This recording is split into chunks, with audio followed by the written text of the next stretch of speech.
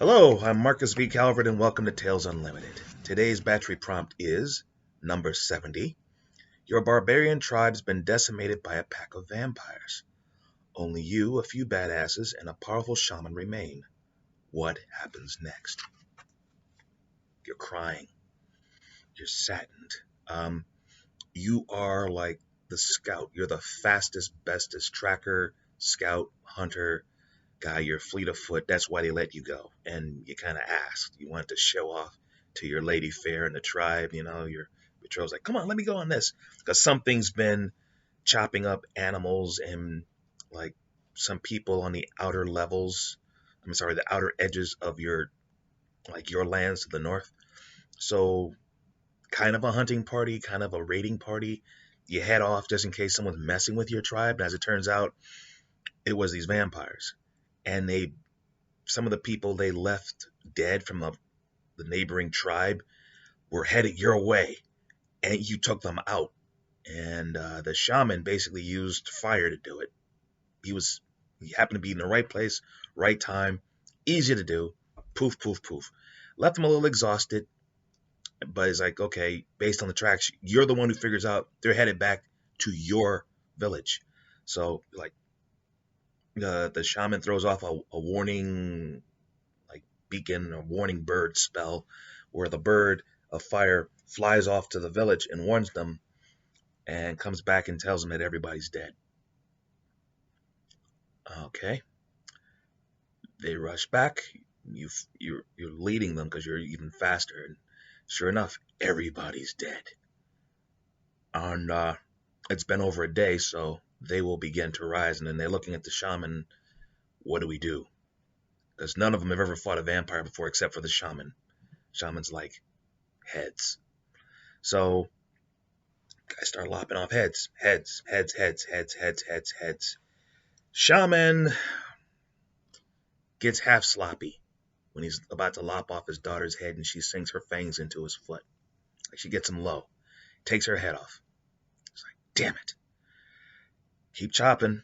And some of the villagers get up and they put up a fight, and the shaman, he gets them with fire, but just the fact of getting bitten, just the fact he's bitten already knocks his powers down by 50%. It's polluted him. And he's going to turn faster because he's something of a mystical creature, not just a regular person. And so he's kneeling on the ground, and it's like, when I'm done with this, take my head. And he starts to pray to the elements, to rain, to sky. I mean, to water and sky, to land and fire, to life and death, the six elements of my world. I give to you my soul. I give to you my hate.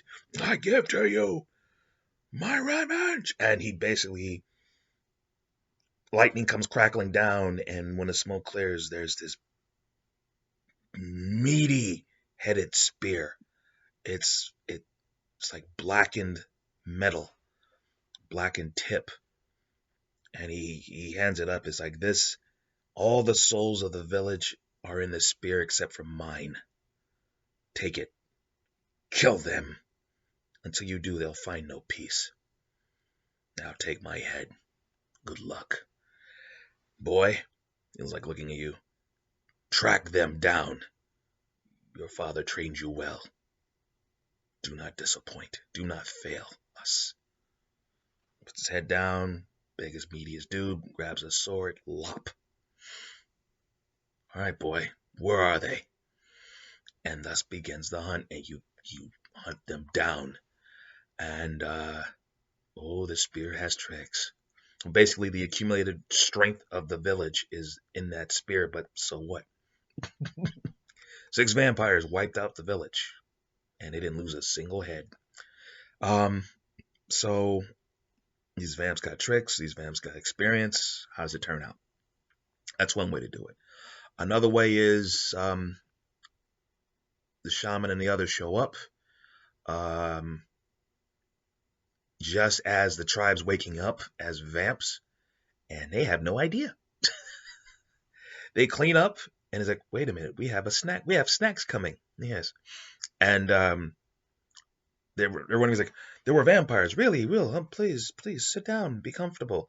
And they try to kill you guys, and you put up a fight, and maybe you get out, maybe one other, and everyone else gets fed upon, including the shaman who's going to be coming after you when he wakes up. And do you even have a chance of getting away? Probably not. Hey, even the offending vampires might still be around. And it's like, yes, we're just visiting. And you figure out they're vamps a little too late. That's another possibility. Or maybe you change the where from a fantasy setting to an old west town gets wiped out by vampires. And they're starting to rise. I mean, you're stacking bodies going, what the heck happened here? What the heck happened here, Sheriff? I don't know. The sheriff is scratching his head when these vampire hunters are showing up saying, we need to chop off their heads before they come back. And it turns into a vampire hunt, but you got to deal with the townsfolk first. There are different ways you can do this. How would you? I'm Marcus V. Calvert. This is Tales Unlimited. Please check out talesunlimited.net. That's where the podcasts are, 2 of them. There is the Batchery Daily Prompt and the Disturbing Thought of the Day. You will find them both out here daily. Also, please check out the book links. If you hit them, they'll take you to Amazon, where print and ebook variants are available. So what are these books?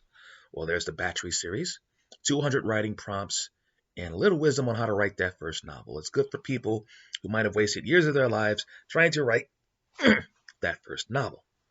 Batchery comes with a system. If you follow it through and through, you actually might be able to finish and sell books and build your brand and your fan base while you're working on your first novel. How's that for twisted? On top of that, there's something there for storytellers of every stripe, from evil GMs, short story writers, game designers, comic book writers, screenwriters, and even grizzled novelists. So let's say you've already written 20 books. You think, okay, I don't need Batchery. Maybe you do, because Batchery has 200 writing prompts, unusual writing prompts. In the hands of an experienced novelist, you might spit off a 5-book series. Give it a gander. Also, there are the anthology series, 2 of them. Unheroic, the Book of Schemes. Both are New School Twilight Zone, 25 stories to each book. The themes are, Unheroic's about unlikely heroes saving the day, like a team of FBI agents get taken out by werewolves. Now, these FBI agents were packing silver. They knew what they were doing. They were experienced monster slayers, and they still lost. So they pass it up to the Secret Service, and the Secret Service sends 2 agents after them. After possibly a massive pack of werewolves, they send 2. And the weak one of the group, the weaker one of the 2, is a necromancer with mental issues. She's the nice one. And then there is the Book of Schemes. It's all about schemes, diabolical schemes, twisted schemes, funny schemes, schemes. Well, what if this rich kid has a sister and she wants his shares of the company? She makes one last pitch. He refuses, and she rigs his plane while he's on it to crash. He manages to get out, bail out, and he ends up stranded on a deserted island around hurricane season. So he decides to ride it out. And along the way, he finds not only a treasure chest, but the souls of the pirates who guard it. Crap. And then there is iVillain, that novel series I eventually wrote. Think Sin City with superpowers, told from the perspective of Benjamin Clyde, gentleman fixer, dude in the suit. When the heroes got slaughtered last year, he helped. He is a bad guy. And as far as everyone knows, he's just a dude who came out of nowhere and put together the best mercenary firm on the planet. 400 plus mercs. Some have elite skill sets, some have awesome superpowers, others have both. And he's done everything from jobs from terror cells to the FBI, Interpol, assorted governments. He's done jobs for demons. And then one fine evening, his luck turns sour and he's forced to give up his multi-billion-dollar empire. He has to fire all of his people, give up his billions of dollars, help the clothes on his back, gone. And he ends up being told, as like a last touch, you must fight crime in a superhuman crime capital of the world, Pillar City. Leave town, you die. Take a night off, you die. Anyone helps you, they die. His life expectancy is a joke. Well, here's the thing. This guy with no past, turns out to have one, by the way, and powers that he told no one about. So he ends up doing rather well for himself to the point where he starts a new business because when he saves the world a few times, he realizes, wait a minute, some of these bastards have money. With the right resources, I can kill them and take their resources into my corporate umbrella, make more money than I ever did as a fixer, save the day, and have the resources to finance the next hit and the next hit and the next hit and take on bigger and badder fish. Thus, I villainous formed an organization meant to go after the worst villains. And with fewer heroes around, there's a market. Okay, I'm Marcus V. Calvert. This is Tales Unlimited. I'll see you tomorrow.